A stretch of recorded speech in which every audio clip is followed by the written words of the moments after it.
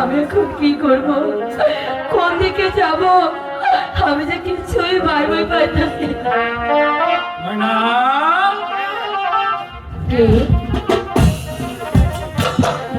আমি সংসারালি। কেন এসেছেন এখানে? আমি এসেছি তোমার উপকার করতে। মানে তুমি যে জ্বালায় জলে পুড়ে মরছো তার অবসান ঘটাতে। আপনার কথাগুলো আমি কিছুই বুঝতে পারছি না। কি চাই আপনার? আমি কিছু চাইতে আসিনি ময়না, আমি এসেছি যে ঝালাই তুমি জলে পুড়ে মরছো সে ঝালার অবসান ঘটাতে। এর অর্থ যদি তুমি তোমার চলার পথের কাঠা মরছি আগে তোমার চলার পথ থেকে সরাতে চাও তাহলে আমি সে ব্যবস্থা তোমাকে করে দিতে পারি। কারণ আমি জানি যে ঝালাই তুমি জলে পড়ে মরছো তাই তাকে চিরদিনের মতো দূরে সরিয়ে দেওয়ার জন্য তোমার অনুমতি চাইতে এসেছি ময়না। আপনি আপনি কি পারবেন সেই পথ পরিষ্কার করে দিতে?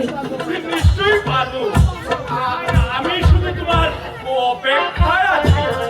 তাই যদি হয় ভাই, তাহলে আমি আপনার পায়ে পড়ে বলছি, আপনি আমার এই উপকারটুকু করুন। এসো বন্ধু, এসো এসো, আমি তোমাকে যা বলেছিলাম এসো। এইভাবে মরিচিকার মতো মরে যেতে দিবেন না। তোমার এত বড় সাহস, আমার হদান একটা লোক ফুটেছে না তুমি? না না কাজল, তুমি আমাকে ভুল বলছো। ছি ছি ছি ছি ছি, আমি যে ভাবতে পারছি না তোমার মনটা এত ছোট, এত জঘন্য। আর আমি বুঝতে পেরেছি তোমাকে বিশ্বাস করে ভালোবেসে আমি কতটাই ভুল করেছি। এই দৃশ্যটা সচক্ষে দেখার জন্য তুমি যে এবার বুঝতে পেরেছো তো? তুমি কোন শয়তানকে নিয়ে ঘর বাঁধা শুরু করে কিছু করছে না। দূর হয়ে যাও এখান থেকে, আমি তোমার মুখ দেখতে চাই না।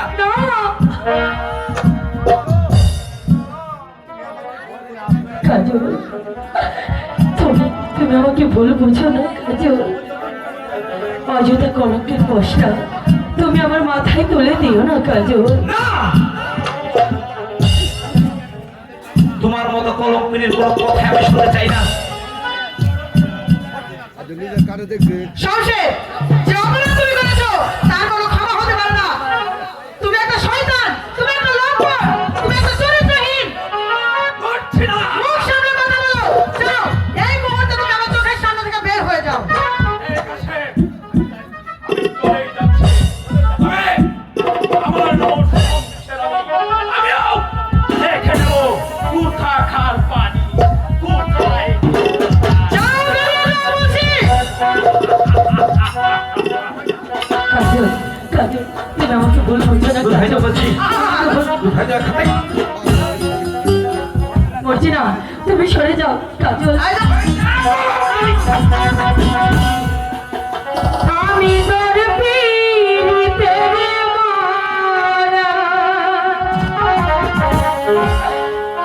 আমি তোর পীড়িতে মারা, ছায়া দেখে না ফেকে নজর, বন্ধুরে অপরাধী হইলে আমি তোর করে বন্ধু, অপরাধী হইলে আমি তোর। এই যে বলছি। আমি তোর পীড়িতে মারা, আমি তোর পীড়িতে মারা, ছায়া দেখি না একই নজর,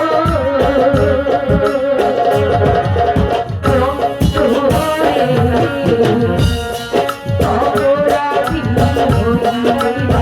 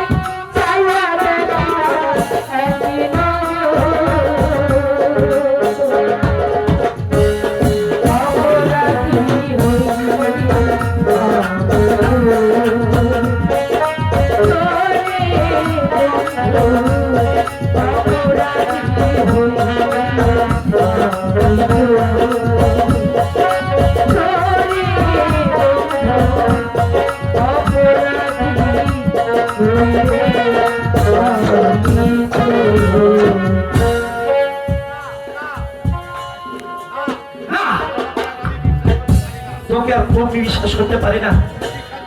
যদি স্বেচ্ছায় তাহলে চুলের মুঠি ধরে এখান থেকে আমি তাড়িয়ে কাজল, বেশ, আমি চলে যাচ্ছি কাজল। ও খোদা, যার মায়ের জালে পড়ে আজ আমার কাজল আমাকে ভুল বুঝে তাড়িয়ে দিচ্ছে, তুমি তার বিচার করো খোদা, তুমি তার বিচার করো। আমি এখন কি করবো? বললো যে আমার সঙ্গে এতটা বেইমানি করবে।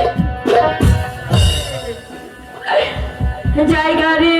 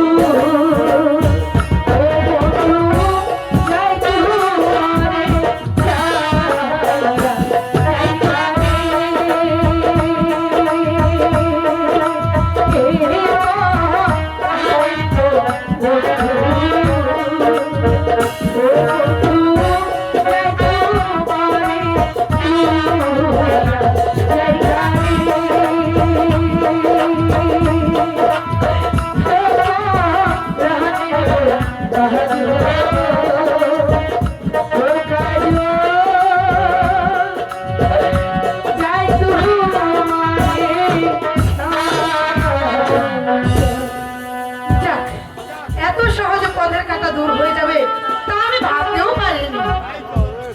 চলো এবার আমরা ঘরে ফিরে যাই। তাই শোনো মুর্শিদা, তাই শোনো, তোমার উপকারের কথা আমি কোনোদিন ভুলব না। হ্যাঁ তাই চলো।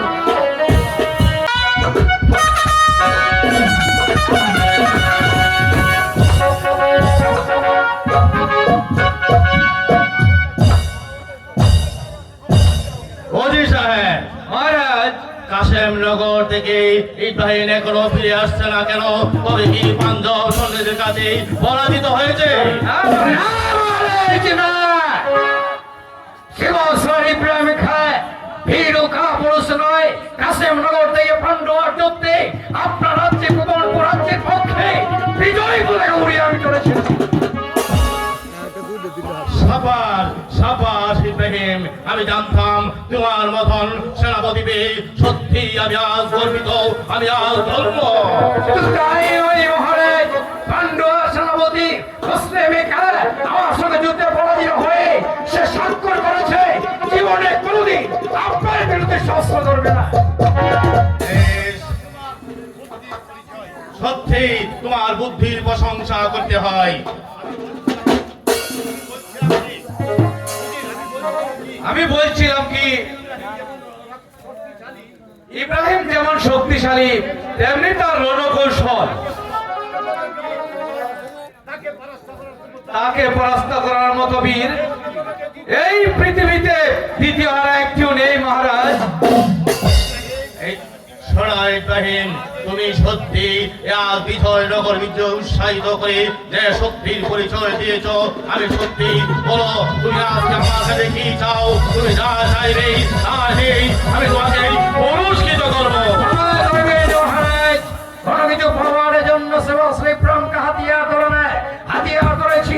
এটা আমার ন্যায়ের পক্ষে, আপনার ভার রক্ষার্থে আমি আমার জীবনকে উৎসর্গ করছি। ওজি সাহেব, মহারাজ। আজ এই বিজয়ের আনন্দের দিনে আজকে আমরা আনন্দ উৎসবের আয়োজন করা হোক। তাই করুন মহারাজ।